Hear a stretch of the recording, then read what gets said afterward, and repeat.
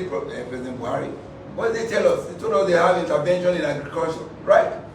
And they demonstrated by line, by creating a wooden frame somewhere towards the airport, and they call it pyramid of rice. It turned out to be pyramid of lies. You remember? And we engaged you then. But contrast that to when PDP was in government. Dr. Adesina was a Greek minister. People were using their phone to assess farming inputs, like fertilizer. You remember that? I'm sure you remember because you reported it widely. So Nigerians are going to compare the PDP years. It's nostalgia. The golden years of prosperity, of democracy, of openness, of capacity to allow people to pursue their own happiness. So those are what will be on the ballot.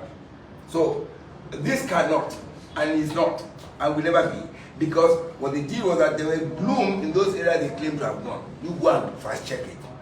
So that would be my reaction to that for now. Yes, sir. Thank you. I wanted to just give it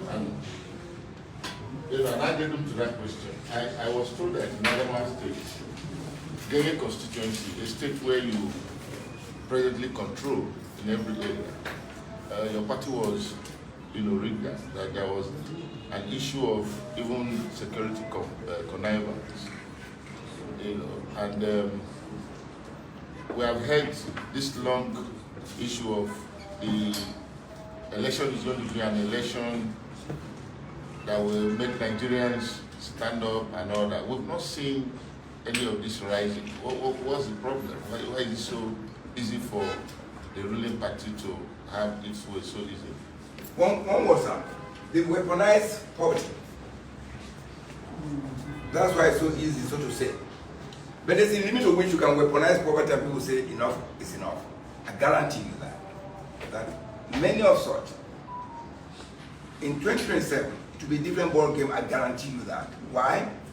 Because it will be unveiling, it will be unraveling kind of poverty and the kind of life discounting expenses that Nigerians are facing. So they would have to change. That's my hope. That's my expectation.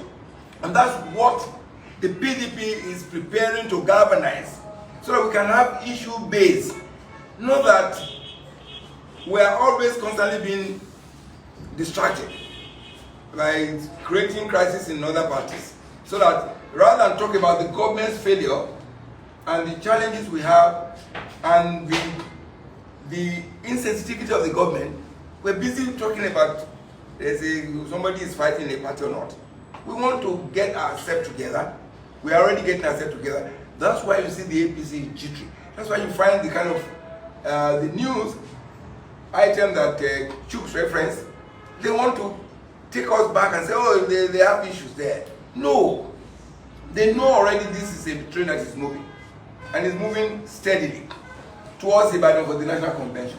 To have a brand new National Working Committee that will then prep us, get the issues on the issues that concern Nigerian people. Alright? And when we are able to do that, then it becomes easier for people to make a determination and to vote their future for prosperity, for the children, for their families. And so that's our hope, that's our goal, and that's what we're going to do. And that's what we've started with the preparation for the National Convention at Ibadan. And so when we do that, and Nigeria can then have a robust conversation.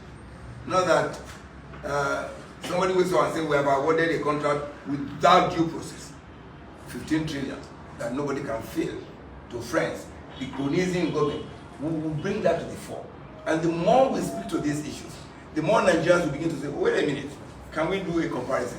Let's get back to 16 years of PDP and let's do this unfortunate 12 years of this people, and then we can decide. But I guess at that point it will be fine. Because Nigerians will have seen the fact. It will be crystal clear, and we can put on the weight, and we can take agriculture. I just give an example of agriculture. Take about education.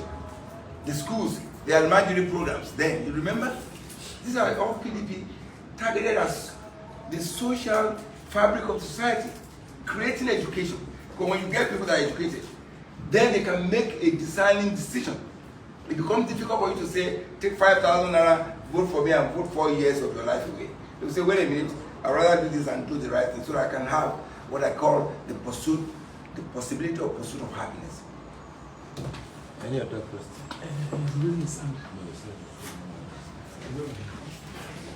Last question. Yes, sir. You talk about the train almost reaching the national convention. I want to know, as INEC, you formally informed, as the secretary, listening to INEC about the national convention. Thank you, Baba. I trust you. For daily trust, I like you a lot. You're my trusted brother, and we talk about it. Yeah, again, there are, when you talk about issues that have to do with communication that are internal between the party and other organs, I think it will not be a process for me to be on the clear line and tell you if we are written to an embassy or we are written to. We won't do that here. I'm sure you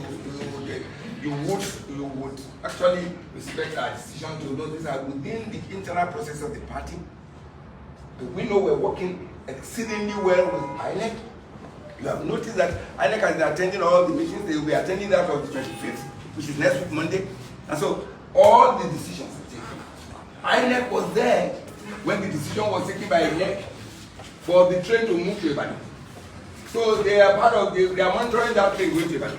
So don't be worried about that. We are on good stead with INEC. They have all the information that we needed, and you would excuse us not to watch. Like I said, you want to tell me if I write to my wife and she send me a copy. So I will not do that. It's a personal affair of the party, and we will not discuss that, and it will be unfair to discuss it with